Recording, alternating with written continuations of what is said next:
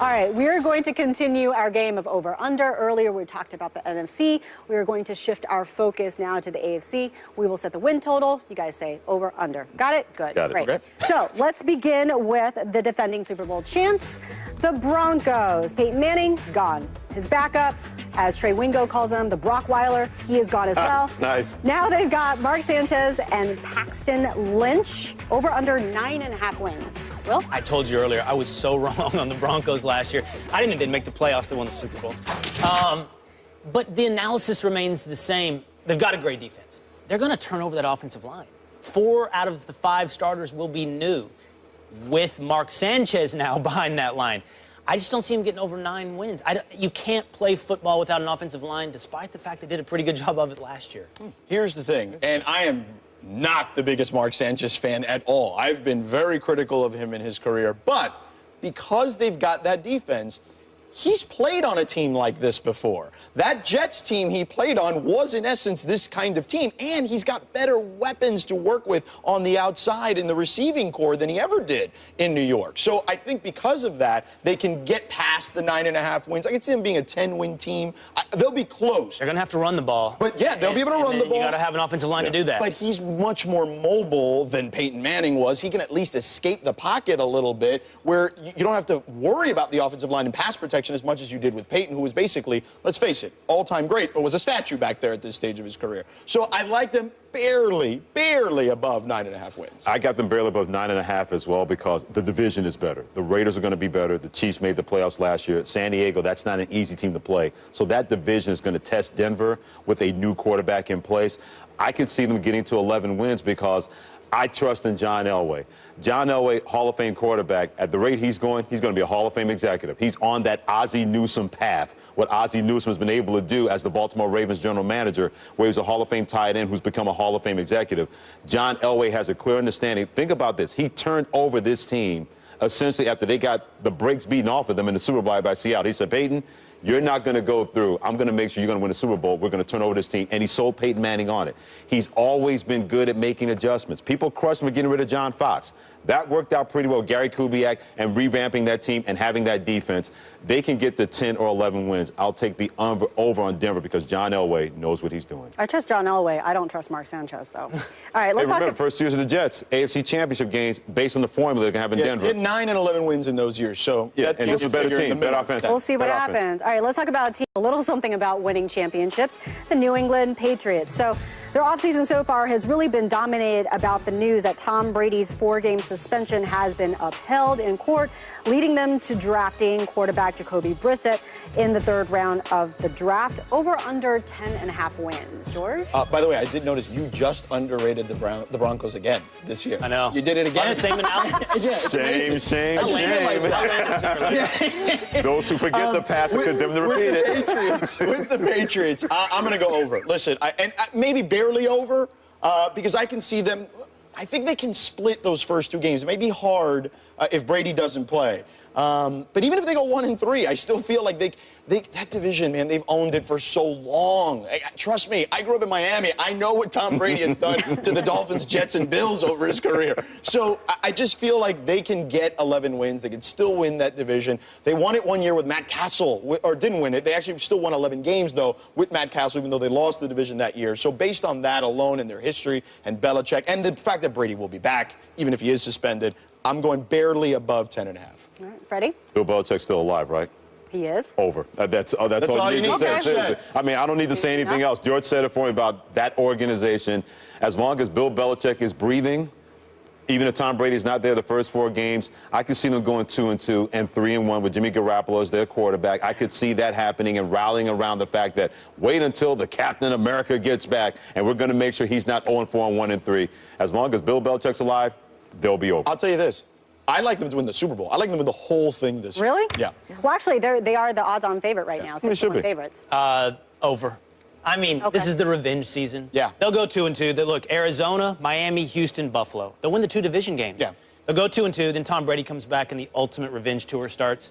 They will easily go over 10 games. Yeah. All right, in agreement here. All right, let's move over to the North and talk about the Cleveland Browns, a team that hasn't reached the playoffs in over a decade. Out went Mike Pettin, in came Hugh Jackson. One of their biggest question marks last year, Johnny Manziel, he is out of the picture now. And that's where Robert Griffin III came into the picture. He's expected to compete with the other 4 QBs on the roster for the starting job. Over under 4.5 wins. Freddie? Over, because Johnny Manziel's not there anymore. That's automatically worth 2 wins because that distraction is not there, number one. Number two, Hugh Jackson can coach. Yeah. The 1 year as a head coach of the Oakland Raiders, I thought he got a raw deal by being fired. Hugh Jackson was the Frank Vogel of the Oakland Raiders. What happened with him in the Indiana Pacers, because the Raiders were on the right path and they decided they wanted to get somebody better, and it finally took them years later to get a Jack Del Rio. Hugh Jackson understands how to get the best out of players, and you know he wants to show people that the Oakland Raiders made a mistake. Based on, they're not a playoff team. That's a couple of years from that. They still have a lot of holes there. But I can see them getting to 5-6 wins. I'll take the over in Cleveland. I'm with Freddie. I'm going over. Hugh Jackson, 8-8 with the Raiders when they were like, ugh, the Raiders. They were 8-8 that season. He's been great with quarterbacks, whether it was Joe Flacco as an assistant, Andy Dalton as an assistant. He's handled quarterbacks really well. Even Matt Ryan. He was an assistant with Matt Ryan early in his career, too, when Matt was just coming into the league. So Hugh Jackson, I love the analytics. I love Sashi Brown. I love Paul DePodesta. I think it's a great move because you know what? Whatever else they've been doing for the last 30, 40 years hasn't worked. You might as well go, as Will said, if somebody zigs, go zag. You know what I mean? And I like that part of it.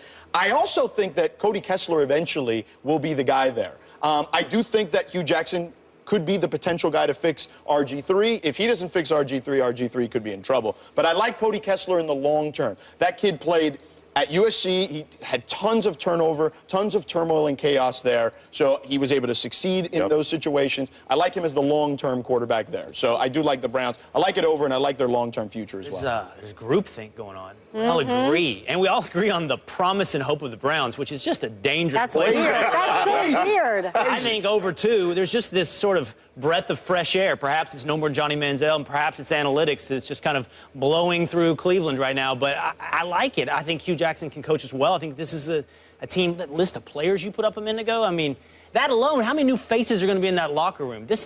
I don't know. There's something hopeful about Cleveland right now. That's a great point. I hope we do this show again because I want to record this, and we are going to record it and then play it again. Predicting the Browns go over, get 5 4.5, yeah. I mean, I don't riskiest thing we've done all day. I can see them getting to 7. Well, so you guys both talked about the Raiders. Let's talk about they went 7-9 last season with their young core and QB Derek Carr, as well as wide receiver Amari Cooper. They got off to a great start, but finished below 500.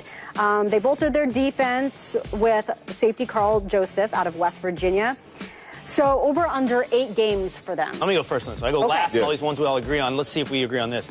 Over. I'm a believer in the Raiders. This roller coaster is going up. All needles, everything pointing to getting better. I think David Carr is real. I think he's good. And this team's being built the right way. That defense coming together with Khalil Mack and now Bruce Irvin. Maybe Jihad Ward's a player that can get in there. And I really like Carl Joseph, the safety from West Virginia. The Raiders over 8 wins feels very, very realistic to me this year. Yeah, I hate to do this to you, man, but I'm with you. Seriously, I was on this train last year because I said Raiders fans are very passionate, at times very delusional. They're like college football fans a lot of the time. And I said, you know what? Jack Del Rio could be the best thing this organization's done in a long time because he's not putting up with any nonsense. He's not putting up with any foolishness. And you could clearly tell that on the football field last year. So what do they do in the offseason? If you're going to lose a Hall of Famer Charles Woodson, what do? You not only draft Joseph, but you get Reggie Nelson. You get him to lead Cincinnati. He tied for the NFL lead in interceptions last year with 8. Then you bring in Sean Smith from the Kansas City Chiefs. So you weaken a division rival, and your secondary is better. Now you got Irvin, you got Mack, and you got Derek Carr with Amari Cooper is going to be the next great wide receiver in the National Football League. And by the way, Michael Crabtree wasn't too bad as a Robin to his Batman. They could win 10 and make the playoffs. I'm with you, Will. This train continues to be on the right track, and I can't believe we're finally saying this commitment to mediocrity, a proud tradition in Oakland since 2002, may finally be coming to an end. I'm with you. I'm big on the Raiders. I echo all your sentiments. Yes, I agree. Latavius Murray, good running back. Yes. Obviously, Derek Carr in the wide receiving core. The defense looks really good, and they're young. Like, they're on the rise. You rarely see this happen where you get all these young guys, and then all of a sudden it kind of just comes together. I think we're going to see that, to be honest. Another team that we're not talking about today, I think we're a year or 2 away from seeing that in Jacksonville, too. I think that's going to be another one of those teams that's going to be on the rise. But Oakland is that team. They're ready to take that next step. I think over on the Oakland Raiders. And look, It's funny because I was with Dallas Braden the other day here, who played for the Oakland A's. They need to get him a stadium. And I'm not one on, stadium welfare. I'm not big on that. But, man, the way he described that Coliseum, they need something there, and they need to keep them in Oakland. Like, to me, they're not the Raiders. The stadium may be in Las Vegas. Yeah. I wouldn't mind Vegas either, I gotta be honest. But you know what? I feel like that franchise needs to be in Oakland. Yeah, it wouldn't be the same. Let's hope they get it done. I love Vegas, too, but Las Vegas Raiders. No. Actually, it works. Actually, perfect. No, I'm just talking about in terms of, from Oakland Raiders just sounds better. Agreed. Yeah, but if there was another city that had to take the Raiders, Vegas would be the one. But let's keep them in Oakland. Yeah, three top players under 25. Over under 4 minutes when we get back from the break. What? Over under 4 minutes we have in the show. Oh, under, for sure. Okay, more First Take after the break. We'll see if George is right. Completely under.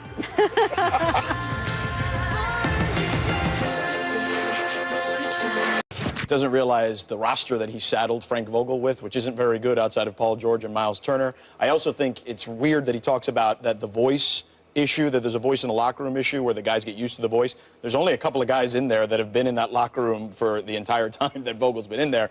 And he talks about how in Boston, Red Auerbach would switch guys. Well, yeah, he switched Casey Jones, or fired Casey Jones, and replaced him with Jimmy Rodgers after Jones had gone to 4 finals, and Rodgers got knocked out in the first 2 rounds. It seems like he just conveniently forgot that part of it. He made an excuse because Frank Vogel, he was never in his corner. Right. And you could clearly tell when he said that Frank Vogel practically begged for his job, begged for Larry Bird not to have his press conference. Which is BS. Complete BS. Why would you do that to somebody that has earned more than what you gave him in value? I mean, he can make any decision he wants because he's in charge of things, but that was awful, the way that he dealt that out to Frank Vogel. That was terrible by Larry Bird. I'll leave it to others to defend the quality of Frank Vogel's coaching. I will just point out Larry Bird's own reason, his own analysis doesn't hold up under its own weight. It makes no sense. George, you point out, only George Hill, Paul George, and Jan Mahinmi have been there the entire time that the Vogel's been there to get tired of his voice. Everyone else is new. They couldn't have gotten tired of his voice. And the other thing is, it flies in the face of Phil Jackson's career, or what Greg Popovich is doing right now, or Rick Carlisle for that matter, men that have spent many years, successful years, with the same franchise, with the same team.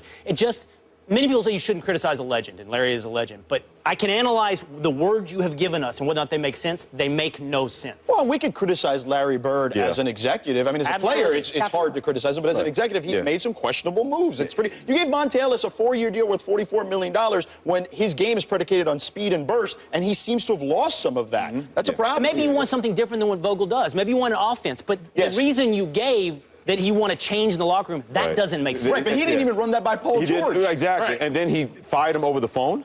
Right, that's weird. Didn't even do it face-to-face? That's like breaking up with somebody over text. Yeah. Are you speaking from experience? Oh. I might be. Wow. I'm totally joking. I knew it. Oh, who was the unlucky guy? This is so fun. Good thing we're running out of time. Freddie, George, especially for you. Will, and Prim, have a wonderful weekend. Enjoy the Kentucky Derby, too. Yep.